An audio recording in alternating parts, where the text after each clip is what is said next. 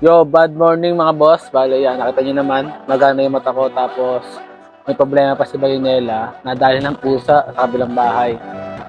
Pakita ko sa inyo mga boss. Yan. Nadali na naman ng pusa. Yan. Ang lala. Kita nyo naman mga boss. Yan. Ito yung gastos na hindi may iwasan. Saglit ko lang ito iniwan sa kabilang bahay. Halos wala pang isang oras. Siguro mga 10 minutes lang paglabas ko ng bahay. Ito na, ganyan na nangyari. Mukhang mukhang kailangan ko na magpagawa talaga ng bagong cover.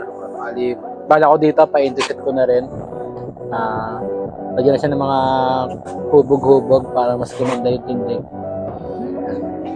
Pumunta ako sa aming bossing para pagawa na itong upuan.